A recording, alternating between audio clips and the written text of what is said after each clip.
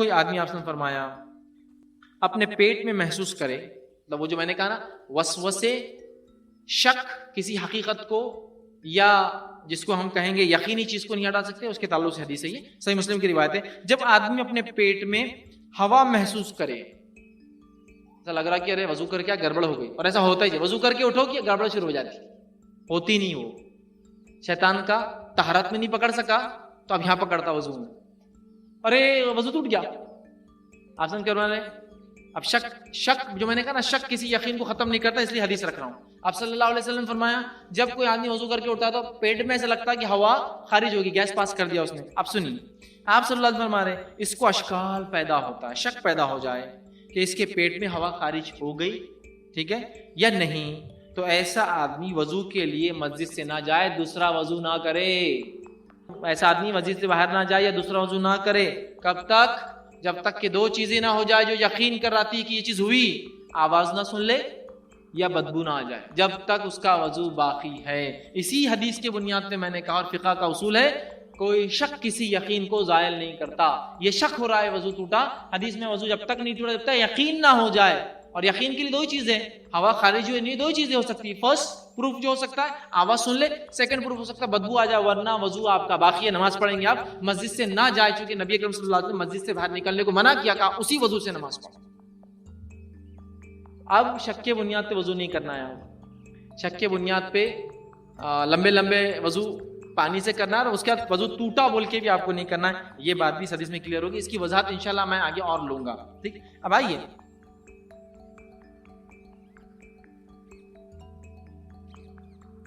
السلام علیکم. آپ بھی ہمارے اس کام میں تعاون کریں اپنی زکوٰۃ اور صدقات کے ذریعے. ڈونیشن ڈیٹیل حاصل کرنے کے لیے ڈونیٹ اس پر کلک کریں. اگر آپ کو ہمارا ویڈیو پسند آئے تو اسے شیئر کریں اور ثواب کے حقدار بنیں. روزانہ ہمارے نئے ویڈیوز پانے کے لیے یوٹیوب چینل کو سبسکرائب کریں اور بیل آئیکن دبائیں. ہم سے دیگر سوشل میڈیا پر جڑنے کے لیے ویڈیو میں دیے گئے آئی-ڈیز کو سرچ کریں. جزاک اللہ.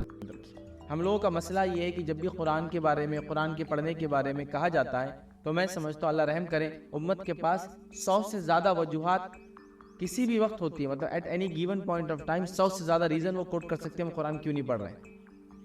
جگہ اچھی نہیں ہے، فلاں اچھا نہیں ہے، موقع اچھا نہیں ہے، حالات اچھے نہیں، میں اچھا نہیں ہوں، جوتا پہنا ہوں، سر پہ ٹوپی نہیں ہے، فلاں نہیں ہے، یہ نہیں ہے، ایسا نہیں ہے، ویسا نہیں ہے، پڑوس میں ایسا، اس کا ویسا، میری سوچ ویسی ہے، ابھی مصروف ہوں. 100 بہانے کسی بھی وقت ہمیں ملیں گے نہیں پڑھنے کے. اور ان بہانوں میں سب سے خطرناک اور سنگین بہانے کیا معلوم آپ کو؟ یہ وجوہات میں سے سنگین وجوہات کیا ہے؟ سمجھے تو بھٹک جاتے، یہ سب سے ڈینجر بات ہے. قرآن کو پڑھے تو بھٹک جاتے، قرآن کو سمجھنے سے جن لپٹ جاتا. اچھے اچھے قرآن پڑھ کر جہنم کے راستے نکل گئے. کئی لوگ اچھے خاصے تھے، قرآن پڑھنے اور سمجھنے لگے، راستے سے بھٹک گئے. یہ بات اگر آپ نے نہیں سنی ہوں گی تو یہ آپ خوش قسمت لوگ یاد رکھیں.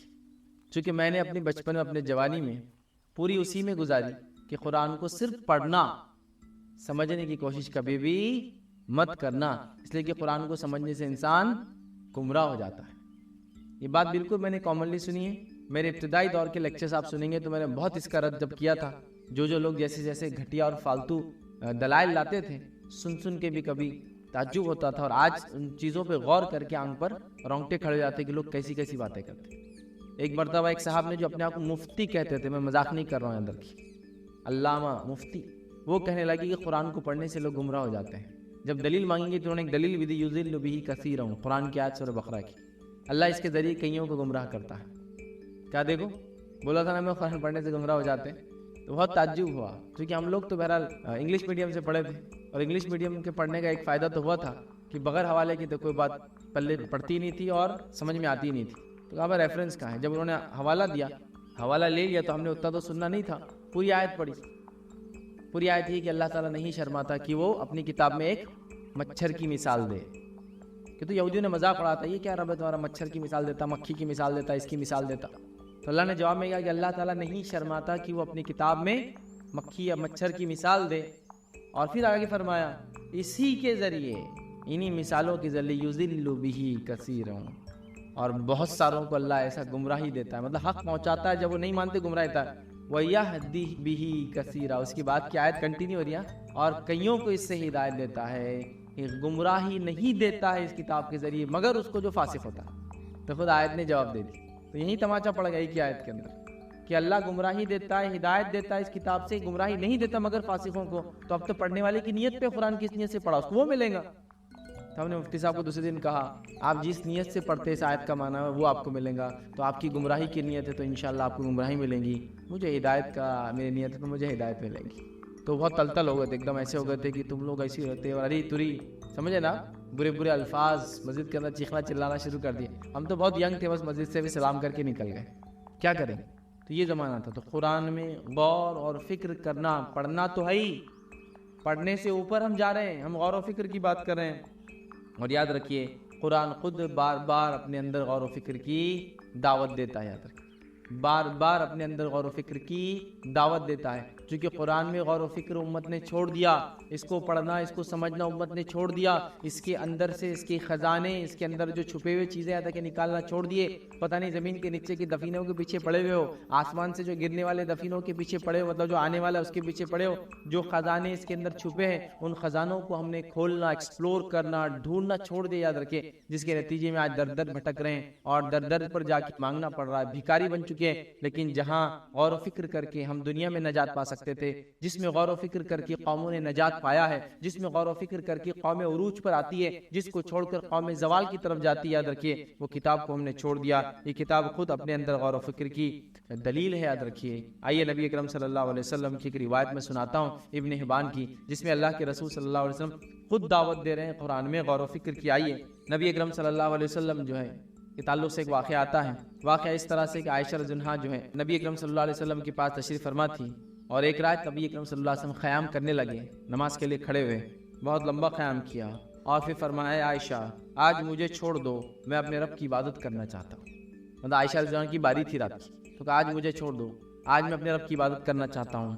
نبی اکرم صلی اللہ علیہ وسلم کھڑے ہوئے، میں حدیث کا مفہوم رکھ رہا ہوں، کافی لمبی حدیث ہے، اور نماز پڑھتے رہیں اور نماز پڑھتے رہیں، اس میں گڑ گڑاتے رہیں، اللہ تعالیٰ سے دعائیں کرتے رہیں، اتنا روئے کہ آپ کی آنکھوں کے گڑھے جو آنسو سے بھر گئے، کیونکہ ہوتا ہے نا روتا انسان تو آنسو یہاں کے اٹک جاتے بہت دیر تک۔ پھر اتنا روئے، وہ کہتی ہے کہ نبی اکرم صلی اللہ علیہ وسلم کی داڑھی تر ہو گئی، پھر اتنا روئے نبی اکرم صلی اللہ علیہ وسلم کی داڑھی سے آنسو گر کے زمین پہ گرنے لگے، اور زمین پہ اس سے نشانات بننے لگے، ظاہر سی ہوتا ہے آنسو گر رہے ہیں، اور نبی اکرم صلی اللہ علیہ وسلم وہاں رو رہے ہیں، اور یہی حالت میں آپ کھڑے رہیں، رات بھر کھڑے رہیں، حتیٰ کہ فجر کا وقت ہو گیا، بلال رضی اللہ عنہ اذان کے لیے جانے لگے، تو جاتے جاتے نبی اکرم صلی اللہ علیہ وسلم کے پاس آئے، اور آپ کی کیفیت دیکھی کہ آپ رات بھر سے کھڑے تھے، رو رہے تھے، اور یہ کیفیت کو دیکھ کے آپ رکے رہے۔ جب نبی اکرم صلی اللہ علیہ وسلم سلام پھیرا تو آپ نے کہا اللہ کے رسول صلی اللہ علیہ وسلم آپ کے تو اللہ نے اگلے پچھلے سارے گناہ معاف کر دیے، پھر بھی یہ حالت۔ تو نبی اکرم صلی اللہ علیہ وسلم نے فرمایا اگر میرے اگلے پچھلے گناہ معاف ہے تو پھر میں کیوں نہ اللہ کا شکر گزار بندہ بنوں، اب تو میں اور زیادہ کروں گا، بلال تم جاؤ اذان کے لیے جاؤ۔ اور بلال رضی اللہ عنہ کا پھر فرمایا کہ میں کیوں نہ شکر گزار بندہ بنوں، اور فرمایا کہ آج رات مجھ پر چند آیتیں نازل ہوئی ہیں، اسی کو میں پڑھ رہا تھا، یہ آیت اسی پہ میں غور کر کے میری کیفیت ہوئی، آج رات چند آیتیں مجھ پر نازل ہوئی ہے، اس آدمی کے لیے ہلاکت ہو، اس آدمی کے لیے ہلاکت ہو جو انہیں پڑھے مگر ان پر غور و فکر نہ کرے، ہے نا، غور و فکر کی دعوت، اس آدمی پہ ہلاکت ہو جو آیتیں مجھ پر آج رات اتری نا، جو اس کو پڑھے اور اس پہ غور و فکر نہ کرے، اس کے لیے ہلاکت ہو۔ نبی اکرم صلی اللہ علیہ وسلم کی زبانی بد دعا ہے، یہ بد دعا ہے، اس کے لیے ہلاکت ہے، اس کے لیے بربادی ہے، اس کے لیے جو ان آیتوں کو غور نہ کرے جو مجھ پر آج رات اتری ہے۔ پھر اللہ کے رسول صلی اللہ علیہ وسلم نے فرمایا آج مجھ پر یہ آیتیں اتری ہے، ان فی خلق السماوات والارض واختلاف اللیل والنہار لآیات لأولی الالباب۔ تو آپ نے آیتوں کی تلاوت کی، یاد رکھیے، سورہ آل عمران کی آیت نمبر 190 اور 191، اس کی تلاوت کی یاد رکھیے، جس کا معنی ہے بے شک زمین و آسمان کی پیدائش میں اور رات اور دن کے آنے جانے میں عقل مند لوگوں کے لیے نشانیاں، لآیات لأولی الالباب۔ یہ اوپر جو کچھ ہے نا، اردو میں لب لباب سنا ہوگا نا، الباب اوپر کے خانے میں کچھ ہے تو ان کے لیے زمین و آسمان کی پیدائش میں اور رات و دن کے آنے جانے میں نشانیاں ہیں۔ پھر فرمایا اور ان لوگوں کی صفتیں کیا ہے جو آسمان اور زمین میں غور و فکر کرتے ہیں، رات اور دن میں غور و فکر کرتے ہیں، یہ وہ ہے جو اللہ کا ذکر کرتے ہیں کھڑے سے اور بیٹھے سے، اور زمین و آسمان کی پیدائش میں کیا کرتے ہیں، غور و فکر کرتے ہیں، ہے نا، غور و فکر کرتے ہیں۔ دنیا نے ان آیتوں کو لے لیا، دنیا نے زمین و آسمان میں غور و فکر کرنا شروع کر دیا اور بہت آگے بڑھ گئی۔ افسوس کی بات ہے بس وہ ایمان سے دور ہیں، اس لیے کبھی کبھار لوگوں کو آپ نے بولتے سناؤں گا، اگر آپ خود زندگی میں ملے ہوں گے ان لوگوں سے جو گورے جن کو کہا جاتا ہے عام زبان میں، ان سے ملے ہوں گے تو یہ الفاظ آپ نے کئی مسلمانوں سے سنے ہوں گے، یہ گورے بس ایمان سے دور ہے، باقی ہر اچھائی ان کے اندر آ گئی۔ زمین و آسمان میں غور و فکر کر کے وہ کہہ رہے ہیں کہ کوئی بنانے والا ہے، وہ جو تھیری ایک زمانے میں تھی کوئی بنانے، اس کو رد کر رہے ہوں. بس اب اسلام تک پہنچنا ہے ان کو، بس ہے نا. کچھ لوگ کہتے ہیں کہ یہ شراب کی عادت چھوڑ دینا تو ان سے اچھی کوئی قوم نہیں ہے، اس لیے کہ ادب اور اخلاق ایسے اپنا لی انہوں نے جس کی کوئی انتہا نہیں. غور و فکر کا مادہ زمین و آسمان میں ان میں کثرت سے بھرا ہے، اور پھر وہ رب کو ماننے پر مجبور ہو رہے ہیں، لیکن ماننے پر مجبور ہے اپنے خالی فکر، تدبر اور تفکر کی وجہ سے. تو اللہ دعوت دے رہا ہے، تو اللہ کے رسول نے بد دعا دی جو قرآن میں غور نہ کرے. تو میں سمجھتا ہوں اب کوئی گھٹیا اور جاہل انسان یہ دلیل نہ پیش کرے کہ قرآن پڑھ کے کوئی گمراہ ہوتا ہے. ٹھیک ہے، تو لہٰذا نبی اکرم صلی اللہ علیہ وسلم نے ہلاکت کی بد دعا کی. اسی طرح نبی اکرم صلی اللہ علیہ وسلم غور و فکر کے آثار آپ خود اپنی زندگی میں اگر نبی اکرم صلی اللہ علیہ وسلم زندگی دیکھیں تو آپ کے چہرے مبارک پر غور و فکر کے آثار تھے. آپ قرآن میں اتنا غور و فکر کرتے کہ ایک مرتبہ کسی صحابی نے پوچھا اللہ کے رسول آپ کی کیفیت کیا ہو چکی ہے؟ نبی اکرم صلی اللہ علیہ وسلم پریشان حال، جیسا کہ انسان بوڑھا ہوتے چلا جاتا ہے، جلد ظاہر سی بات ہے جوان کی جلد چہرے وغیرہ کی ایک دم سخت ہوتی ہے، اچھی ہوتی ہے، ٹائٹ جس کو بولتے ہیں، لیکن جب انسان بوڑھا ہوتا ہے لٹکنا شروع ہو جاتا ہے. آپ کے چہرے پر بڑھاپے کے آثار، آپ کے سر میں چند بال آ گئے یاد رکھیں جو سفید تھے، اور نبی اکرم صلی اللہ علیہ وسلم کے سر میں ویسے بہت کم سفید بال تھے. روایتوں میں آتا ہے کہ آخری وقت میں بھی آپ کے سر میں 20 ایک سفید بال تھے، مطلب ٹوٹل سر اور داڑھی ملا کے گن سکتے تھے 20 کے قریب. مطلب آپ جب انتقال ہوئے 63 ایئرس کی ایج میں بلیک ہیئرس ہی تھے آپ کے اکثر. لیکن وہ جو سفید آئے تو اس پر صحابی نے کہا اللہ کے رسول کیا بات ہے؟ تو آپ صلی اللہ علیہ وسلم فرماتے ہیں یہ سورہ ہود نے یاد رکھی ہے مجھے بوڑھا کر دیا. سورہ ہود کی تلاوت نے مجھے بوڑھا کر دیا، چونکہ اس میں قوموں کے واقعات اور ان کے نبیوں کی دعوت کے واقعات اور نبیوں کی دعوت کی قوموں نے انکار کرنے کے بعد عذاب کے واقعات. تو کہا یہ سورہ ہود نے مجھے بوڑھا کر دیا. غور و فکر کے نتیجے میں بڑھاپے کے آثار نظر آ رہے تھے. اسی طرح نبی اکرم صلی اللہ علیہ وسلم کے صحابہ کو دیکھ لیجیے.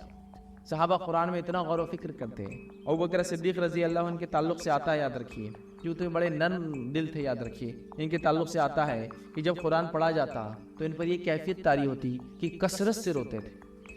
اب چونکہ پڑھا جاتا تو سمجھ میں آتا تو رویا کرتے تھے. اب ہمارے ساتھ تو بڑی بد قسمتی ہے، کیا بولیں گے، نام سیکھتے ہیں زبان کو، نام سمجھتے ہیں اس کو. حالانکہ ہم لوگ یہ اللہ رحم کرے 15 سال ایک زبان کو سیکھنے میں لگا دیتے ہیں. کچھ لوگ 10 سال 5 سال کم از کم تو ایک زبان، اگر اردو میڈیم سے بھی پڑھ رہا ہے تو اردو سیکھنا بھی آسان ہے. چلو اردو چونکہ بولی جاتی ہے تو وہی پڑھ رہا ہے تو ایک الگ بات ہے. لیکن جو لوگ اردو سے نہیں پڑھتے ہیں اور انگلش میڈیم سے پڑھتے ہیں تو 15 سال تو کم از کم زبان سیکھنے میں اس لیے کہہ رہا ہوں کہ گریجویشن لیول تک آئے ہی اور شی میں فرق نہیں سمجھتا. مرد اور عورت کے لیے دونوں کے لیے ہی یوز کرتے ہیں. اتنی کمزوری ہے نا. گزرے ہوئے کل کو ٹمارو ہی بولتے ہیں، یسٹرڈے نہیں سمجھ میں آتا. 15 سال سیکھنے کے بعد بھی یہ حالت رہتی زبان کی. لیکن عربی زبان کے لیے بس وقت نہیں، کیونکہ ایک سسٹم نہیں. جب سسٹم نہیں ہوتا ہے نا تو کچھ لوگ مل کر اس کو ہلا نہیں سکتے چیزوں کو. تو عربی کا ایک سسٹم ہونا چاہیے. بہرحال سمجھ میں آتا تو کثرت سے روتے ہیں. عمر ابن خطاب رضی اللہ عنہ کے تعلق سے ایک روایت آتی ہے کہ رات میں یہ کسی کے گھر کے پاس سے گزرنے لگے، چونکہ آپ رات میں دیکھا کرتے لوگوں کے حالات وغیرہ کیا ہیں. گزرنے لگے تو ایک شخص نماز میں سورہ جو ہے طور پڑھ رہا تھا اور عمر ابن خطاب رضی اللہ عنہ اس کی تلاوت کو سننے لگے. اور سورہ طور کی آیت 7 اور 8 جب اس شخص نے پڑھی، تیرے رب کا عذاب واقع ہو کر رہیں گا، کوئی چیز اس سے روک نہیں سکتی، کوئی چیز کو روک نہیں سکتی. جب یہ آیت پر غور کیا تو اتنا روئے اور ایسی کیفیت طاری ہوئی کہ بیمار پڑ گئے. 1 مہینے تک گھر سے باہر نکلے نماز کے علاوہ. جب نکلے باہر تو لوگوں کو یہ تو پتا تھا کہ عمر 1 مہینے سے بیمار ہیں، لیکن یہ نہیں پتا تھا کیوں بیمار ہے. چونکہ آپ نے کبھی بتایا نا اس وجہ سے میں بیمار ہو گیا، کہ رب کا عذاب بالکل وعدہ ہے، اس کا پکا ہے اور کوئی چیز کو روک نہیں سکتی سوائے اس کے کہ ہم رب کو راضی کر کے جائیں. نہ رب کے عذاب کو کوئی نہیں روک سکتا، یاد رکھیے. بہرحال آئیے آگے کہ عثمان ابن عفان رضی اللہ عنہ کے تعلق سے آتا ہے آپ بکثرت قرآن پڑھتے ہیں. جب آپ کو شہید کیا گیا، ایک روایت میں آتا تب بھی آپ قرآن ہی پڑھ رہے تھے اور ایک قرآن کا نسخہ آپ کے پاس رکھا ہوا تھا جو آپ نے تیار کروایا تھا، جو مصحف ہے عثمان ابن عفان رضی اللہ عنہ دور کی، جس کی تفصیلات میں اپنے لیکچر میں قرآن کا نزول، جمع اور ترتیب میں رکھ چکا ہوں. یاد رکھیے revelation compilation of the Quran, collection compilation of the Quran, اس میں رکھ چکا ہوں. یاد رکھیے. تو لہٰذا وہ پڑھ رہے تھے. جب آپ کو شہید کیا گیا تو آپ قرآن ہی پڑھ رہے تھے اور آپ کو جب مارا گیا اس خون کے نشان اس قرآن پر لگے اور قرآن وہ آج بھی باقی. یاد رکھیے اور خون کے نشان بھی اس پر باقی. تو بہرحال آپ قرآن پڑھتے ہوئے یاد رکھیے شہید کر دیے گئے. اسی طرح کئی نیکوکاروں کے واقعات ہم جانتے ہیں. آئیے ایک چھوٹا سا واقعہ سناتا ہوں جس کے اندر واقعہ یوں آتا ہے کہ ایوب کہتے ہیں کہ میں نے جو سعید بن جبیر سے جو ہے یہ سنا ہے انہوں نے نماز کے اندر ایک آیت کو بار بار 20 سے بھی زیادہ تلاوت کیا، اور وہ آیت یہ تھی جو تلاوت کرتے وَاتَّقُوا يَوْمًا تُرْجَعُونَ فِيهِ إِلَى اللَّهِ، اور اس دن سے ڈرو جس دن تم سب اللہ کی طرف جاؤ گے۔ تو وہ نمازیں پڑھ رہے تھے، ریپیٹ کر رہے تھے۔ اسی طرح ایک واقعہ آتا ہے کہ ابراہیم بن بشار کہتے ہیں علی بن فضیل جو ہے یہ آیت پڑھ رہے تھے، علی بن فضیل جو رحمۃ اللہ علیہ یہ آیت پڑھ رہے تھے اور یہ آیت کو تلاوت کر رہے تھے، جس کا معنی ہے، اور اگر آپ وہ منظر دیکھ لیں جب یہ آنکھ کے سامنے کھڑے ہوں گے، وہ لوگ جو ایمان نہیں لائیں گے روز قیامت کھڑے ہوں گے، تو کہیں گے کاش ہم واپس لوٹا دیے جاتے، ایک موقع ہمیں دیا جاتا۔ وہ کہتے یہ آیت پڑھ رہے تھے اور یہ آیت کو پڑھتے گئے اور اسی حالت میں وہ انتقال کر گئے، اور اس کے بعد نماز جنازہ کے لیے وہ کہتے مجھے ہی بلایا گیا ان کی پڑھانے کے لیے۔ مطلب میرے سامنے وہ آیت پڑھ رہے تھے اور اس آیت کو پڑھ کے ان کی یہ کیفیت ہو گئی کہ ان کا انتقال ہو گیا، اور پھر دیکھیے مجھے ہی ان کی نماز جنازہ پڑھانے کے لیے بلایا گیا۔ تو دیکھیے کیسی کیفیت طاری ہوتی تھی کہ لوگ ان کی جانیں چلی گئی، رو دیے، بیمار ہو گئے مہینہ۔ یہ تقویٰ تھا، یہ قرآن کو پڑھنے کا اثر تھا، اور یہ ایمانی کمزوری کا واحد سب سے بڑا علاج کہ واپس اس کتاب سے رشتہ جوڑ لے جس کتاب کی وجہ سے ہم نے ایمان سیکھا۔ ظاہر سی بات ہے نبی آئے، نبی نے جو ہے آپ پہ قرآن نازل ہوا اور ہمیں ایمان سکھایا گیا۔ تو یہ کتاب ہماری بنیاد یاد رکھیے، اور قرآن میں ہم جو ہے غور و فکر کریں۔ اللہ تعالیٰ خود دعوت دیتا ہے۔ آئیے قرآن میں سورہ ابراہیم آیت 25 میں اللہ کیا فرماتا ہے، وَيَضْرِبُ اللَّهُ الْأَمْثَالَ لِلنَّاسِ، اور اللہ تعالیٰ لوگوں کے لیے مثالیں بیان کرتا ہے، لَعَلَّهُمْ يَتَذَكَّرُونَ، تاکہ وہ نصیحت حاصل کریں۔ دوسرے مقام پہ فرماتا ہے سورہ حشر کی آیت نمبر 21 سے فرماتا ہے، اور یہ مثالیں ہم لوگوں کے لیے بیان کر رہے ہیں تاکہ وہ غور و فکر کریں۔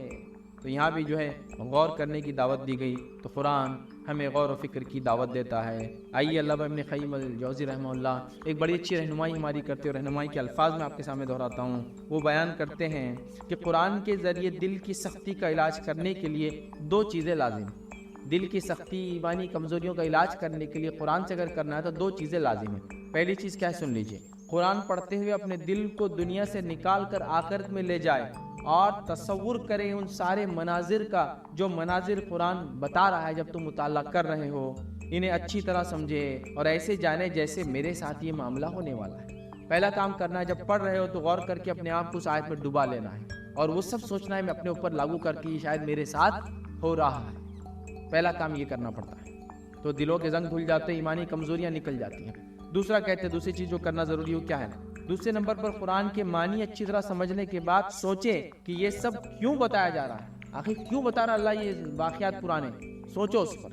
پھر وہ کہتے ہیں کیوں بتایا جا رہا ہے، اس مقصد کو جان کر اپنی اصلاح کریں، اگر قومیں برباد ہوئی تو کیوں ہوئی، سوچو اور اصلاح کرو۔ وہ کہہ رہے ہیں اصلاح کریں، اپنے دل کے اندر جو بیماریاں موجود ہیں ان کو قرآن کی روشنی میں دیکھیں، ان کا انجام دیکھیں، اور اس کے نتیجے میں اپنے آپ کو بدلے۔ اس طرح جب دل کی بیماریوں پر قرآن کو فٹ کرے گا تو اللہ کی توفیق سے سب بیماریوں سے دل پاک ہو جائیں گا۔ تو یہ 2 چیزیں ضروری ہے قرآن کو پڑھتے وقت۔ تو پہلا کام، سب سے زبردست کام، سب سے اہم کام، جس میں سب سے زیادہ ہم کو ہوتا ہے، قرآن میں غور و فکر شروع کرنا پڑے گا اگر ایمانی کمزوریوں کو ہم دور کرنا چاہتے ہیں ریئل سینس میں۔ باقی سب چھوٹ چھاٹ چلر چیزیں ہوں گی، یاد رکھیے۔ ہم لوگوں نے پتہ نہیں ایمانی کمزوریوں کیا کیا بنا لیا ہے نا، ان کے پاس بیٹھ جاؤ تو ایمانی کمزوریاں دور ہو جا رہی، یہ کھا لو تو ایمانی کمزوریاں دور ہو جا رہی، چلے کہیں چاہو تو ایمانی کمزوریاں دور آ جائے کوئی نہیں ہوتا۔ یاد رکھیے یہ کرنا پڑتا ہے، خود قرآن سے دور ہے پوری زندگی اور بولے ایمان میرا کمزور ہوتا جا رہا ہے، نہیں، اس سے رشتہ جوڑنا ہے، سب سے واحد، سب سے اول، سب سے بڑا کام۔ آئیے